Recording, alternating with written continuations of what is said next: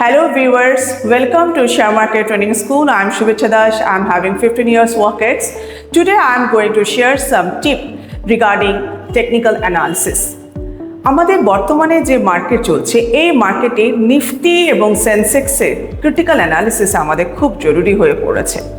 নিফটির support এবং resistance লেভেলটা আমাদের খুব ইম্পর্ট্যান্ট এখন ফ্যাক্টর। তার সাথে আমাদের যেটা ফ্যাক্টর সেটা হচ্ছে ক্রিটিক্যালি স্টপ লস মেনটেন করা। আমাদের স্মল ক্যাপ এবং মিড ক্যাপে আমাদের ক্রিটিক্যাল স্টপ লস আমাদের মেনটেন করতেই হবে।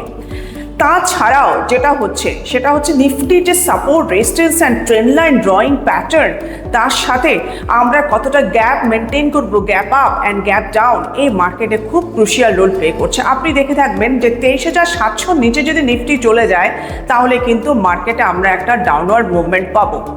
এই ক্ষেত্রে আরেকটা টিপস আমি বলবো যে 24,100 বা 24,110 থেকে 120 এই রেঞ্জটা কিন্তু খুব ইম্পর্টেন্ট নিফটির আপনার রেজিস্ট্যান্স লেভেল। এই রেজিস্ট্যান্স লেভেলটাও কিন্তু আমাদের স্ট্রিক্টলি মেনটেন করতে হবে। যত সময় আপনি 23,700 ওপরে নিফটি চলছে, আমরা বলবো না যে মার্কেটে একটা ডাউনওয়ার্ড স্লাগিশ মুভমেন্ট চলে এসেছে, কিন্তু এই ক্ষেত্রে স্টক সিলেকশন কিন্তু খুব হুইজিক্যালি করলে চলবে না। আপনারা বাই অন ডিপ তো একদমই করবেন না, এবং স্টক সস্তায় চলছে দাম কমে চলছে এই যে একটা কনসেপ্ট আছে যে বাই অন ডিপ কনসেপ্টটা, সেটা কিন্তু এখানে করা যাবে না।